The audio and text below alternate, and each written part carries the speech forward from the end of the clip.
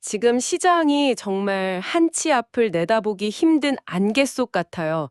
한쪽에서는 AI가 세상을 바꿀 거라는 엄청난 기대감이 있는데, 다른 한쪽에서는 또 인플레이션 공포가 스멀스멀 올라오고 있고요. 오늘 여러분과 함께 살펴볼 자료가 바로 이 혼란의 한복판을 꿰뚫어보는 2026년 2월 13일자 시장 전략 리포트입니다. 네, 이 리포트가 현재 시장을 진단하는 핵심 키워드가 흥미로운데요. 바로 AI 생산성 역설입니다. 음, 막대한 투자는 이미 집행이 됐는데 이게 실제 수익으로 돌아오기까지는 시간이 좀 걸리잖아요. 바로 그 시점, J커브의 가장 고통스러운 하강 국면에 우리가 와 있다는 분석이죠. 바로 그거군요. 투자 비용은 지금 최고조인데 수익은 아직 보이지 않는 상황. 심지어 거시경제 불안감까지 더해지고 있으니 자, 그럼 오늘 저희의 목표는 명확합니다. 이 리포트를 바탕으로 시장의 숫자를 냉정하게 뜯어보고 숨어있는 기회와 위험 요인을 파악해서 여러분을 위한 구체적인 대응 전략까지 한번 세워보는 겁니다. 그럼 본격적으로 파고들어 볼까요? 네, 좋습니다. 우선 시장의 체온부터 한번 재보죠. 리포트에 나온 핵심 지표들이 몇 가지 있습니다. 국내 야간 선물이 마이너스 1.09% 하락했네요. 미국 증시는 소폭 반등했는데도 우리 시장은 하락 압력이 더 크다는 신호로 보여요. 리포트에서는 시초가 개파락을 주의해야 한다, 이렇게 경고하고요. 맞습니다. 그리고 미니 S&P 500 지수를 보면 플러스 0.18%, 거의 제자리 걸음인데 여기서 정말 중요한 건 그 뒤에 나오는 거래량입니다. 7,325, 전날 대비 급감했거든요. 이건 뭐랄까 모두가 그냥 눈치만 보고 있다는 뜻이죠. 섭불리 움직이지 않는 겁니다. 정말 숨막히는 눈치 싸움이네요. 환율도 심상치 않고요. USKRW 환율이 1,438.29원. 1,400원대 중반이면 외국인 투자자들한테는 이게 꽤 부담이잖아요. 그렇죠. 부담이죠. 하지만 리포트는 또 다른 면도 짚어주는데요. 반도체 같은 수출 기업에게는 이게 오히려 환차익이라는 기회가 될 수도 있다는 겁니다. 아, 양면성이 있군요. 네, 이 숫자들을 종합해보면 폭풍전야라는 표현이 딱 어울립니다. 글로벌 시장은 숨을 고르고 있고 국내 시장은 내부 압력에 환율 변수까지 더해져서 더 큰 불안감을 느끼고 있는 상황인 거죠.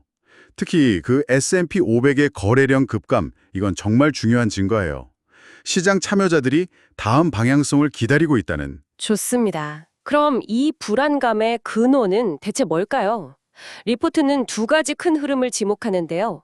첫 번째가 바로 앞서 언급된 AI J커브의 고통입니다. 네, 지금 빅테크 기업들이 AI에 쏟아부은 막대한 투자 비용, 즉 캐펙스가 이제 감가상각비로 돌아오기 시작했거든요. 이게 이익률을 직접적으로 압박하는 구간에 진입했다는 겁니다. 아, 돈을 벌기도 전에 비용 청구서부터 받는 셈이네요. 정확합니다. 거기에 시장의 공포 심리까지 더해지는 거죠. AI가 소프트웨어나 금융, 물류 분야의 일자리를 대체할 거라는 공포감이 일단 팔고 보자는 투매를 유발하고 있다는 분석입니다. 그런데 정말 흥미로운 지점은 리포트가 이 불확실성 속에서 명확한 안전지대를 딱 제시한다는 거예요. 바로 그 지점입니다. 이게 이 리포트의 핵심 통찰이죠. 그 안전지대가 바로 하드웨어와 메모리 분야입니다. AI 소프트웨어나 서비스는 아직 좀 뜬구름 잡는 얘기 같을 수 있지만 이걸 구동하기 위한 반도체는 실체가 있잖아요. 지금 당장 실적을 내고 있다는 겁니다. 아, 막연한 공포와 실체가 있는 실적을 구분해야 한다, 이 말씀이시군요. 그렇죠. 삼성전자, SK하이닉스, 마이크론 같은 메모리 3사가 바로 그 예입니다. 네, 정말 중요한 포인트네요. 자, 그리고 두 번째 역풍입니다. 여기서부터가 정말 흥미진진해지는데요. 바로 인플레이션 제2파동에 대한 경고입니다. 네, 이 부분은 현재 시장의 낙관론에 좀 찬물을 끼얹는 내용일 수 있습니다. 분석의 핵심은 트럼프 행정부의 관세 정책이 약 1년 정도의 시차를 두고 올해 2분기부터 소비자 물가, 즉 CPI에 본격적으로 영향을 미칠 수 있다는 거예요. 잠시만요. 그게 그렇게 파급력이 큰가요? 만약 그 시나리오가 현실이 되면 미 연준이 어떻게 나올까요? 시작이 가장 두려워하는 상황이 올 수 있습니다.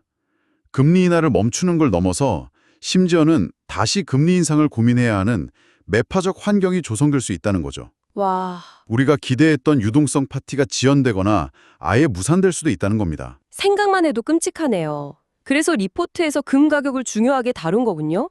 4923.7달러, 정말 높은데요. 맞습니다. 단순히 투기적인 수요를 넘어서는 거죠. 이런 잠재적 인플레이션에 대비하려는 해지 수요, 그러니까 위험 회피 수요가 반영된 현상이라고 보는 겁니다. 자, 그럼 이 모든 분석이 뜻하는 바는 뭘까요? 이 냉혹한 시장에서 여러분의 포트폴리오를 어떻게 지켜내고 또 기회를 잡아야 할지 리포트가 아주 구체적인 전략을 제시합니다. 네, 먼저 주식, 즉 현물 투자 전략인데요. 핵심은 밸류에이션보다 퀄리티입니다. 단순히 싼 주식보다는 질적으로 우수한 기업에 집중하라는 거군요. 그렇습니다. 가장 먼저 추천하는 건 역시 반도체고요. 조정이 올 때마다 강력하게 매수하라고 조언합니다. 코스피 5,500선 돌파의 열쇠는 결국 반도체에 있다고 보는 거죠. 네, 그리고 섹터 로테이션 전략도 중요합니다. 과열된 소프트웨어나 성장주 비중은 좀 줄이고 헬스케어, 필수 소비재, 그리고 저 PBR 매력이 있는 금융주로 포트폴리오를 재조정하라는 권고입니다. 아, 특히 상법 개정 수혜가 예상되는 지주사는 좋은 방어막이 될 수 있다고도 하네요. 네, 맞습니다. 그리고 정말 중요한 조언이 하나 더 있죠. 현금 비중이요. 네, 지금 같은 변동성 장세에서는 현금을 30% 정도 보유하는 게 심리적으로나 전략적으로 우위를 점하는 길이라고 아주 강하게 강조합니다.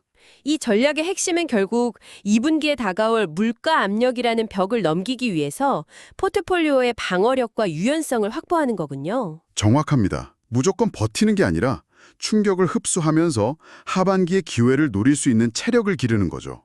파생 상품에 대한 조언도 있습니다. 네, 선물이나 옵션 같은 파생 상품은 방향성 확인 후 진입, 이게 핵심입니다. 국내 선물의 경우 섣불리 하락에 베팅하기보다는 800선 지지 여부나 환율 추이를 먼저 확인하라는 거고요. 네, 해외 선물도 마찬가지입니다.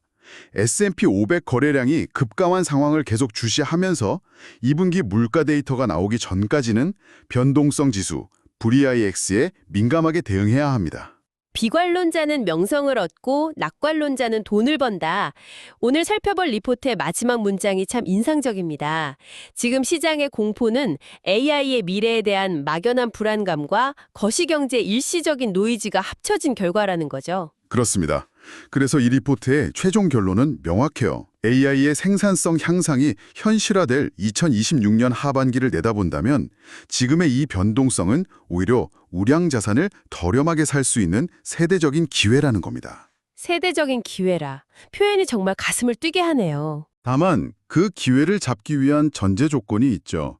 바로 2분기의 물가 압력이라는 거대한 벽을 넘을 수 있도록 지금 당장 여러분의 포트폴리오의 탄력성을 확보해야 한다는 강력한 조언, 이걸 잊지 말아야 합니다. 현금과 방어주 비중을 확보해야 한다는 말씀이시군요. 네, 준비된 자만이 기회를 잡을 수 있다는 어찌 보면 아주 당연한 이야기입니다. 오늘 분석은 2분기의 벽을 넘어 하반기의 기회를 잡는 전략에 초점을 맞췄습니다. 그런데 여기서 한 가지 더 생각해 볼 질문이 남습니다. 만약 리포트의 예상보다 AI가 가져올 생산성 향상이 훨씬 더 빨리 현실화된다면 어떻게 될까요? 인플레이션이라는 그 일시적인 노이즈를 완전히 압도해버릴 만큼 강력한 힘을 발휘하게 된다면 오늘 우리가 세웠던 이 전략의 전제 자체가 바뀌게 될 수도 있지 않을까요? 좋아요, 구독 부탁드립니다. 감사합니다.